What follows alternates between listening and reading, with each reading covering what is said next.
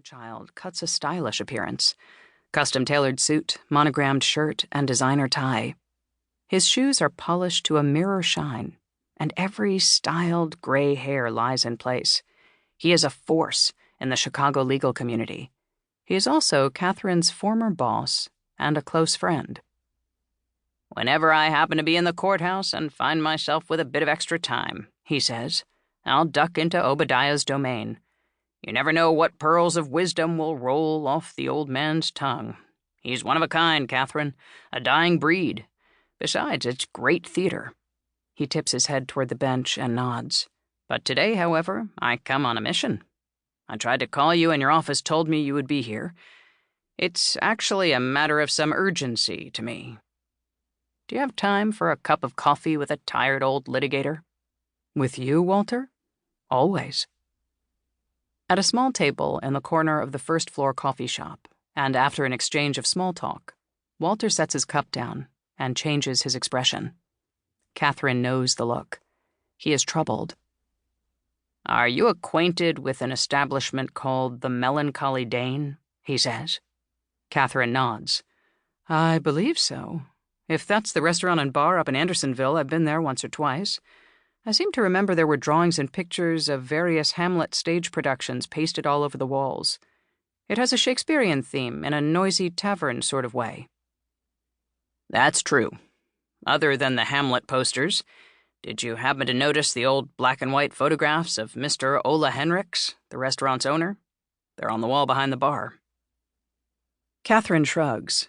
"Not that I remember, but I know who he is. I know he's involved in civic affairs, and he frequently appears on local TV. Bushy white hair, a happy-go-lucky personality. I seem to recall he was making cocktails behind the bar when we were there." Walter concurs.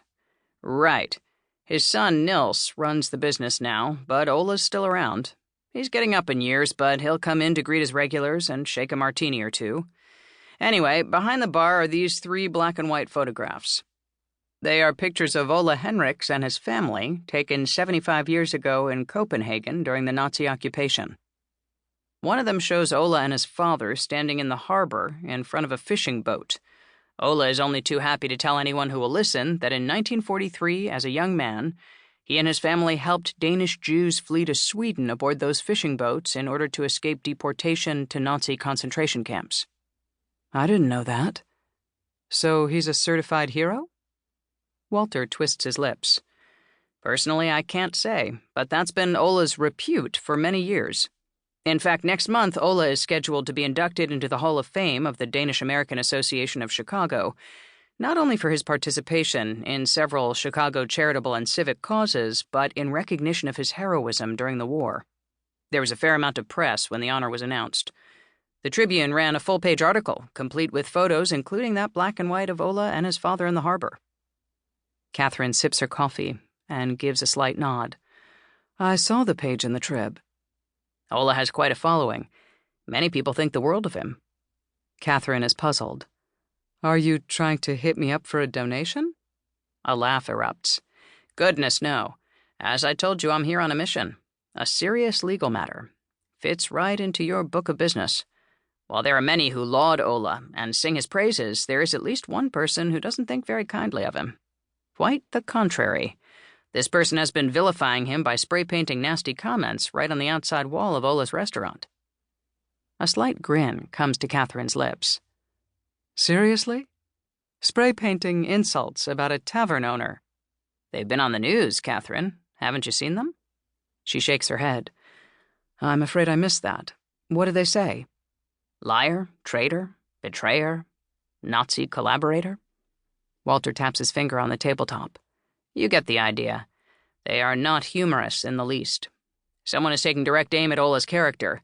Ole believes that this individual is writing slanderous insults in order to sully his reputation in advance of his induction." "Perhaps it's an effort to have the association change its mind?" "If so, it's not likely to happen. The association is solidly behind him. The words are cruel, and they are exacting a heavy toll on poor Ole, or so I hear. He's in fragile health to begin with. Hell, he's 95. I saw a TV interview the other day, and Ole was clearly out of sorts, red-faced, shaking, jaw quivering. That's a shame. Does he have a clue?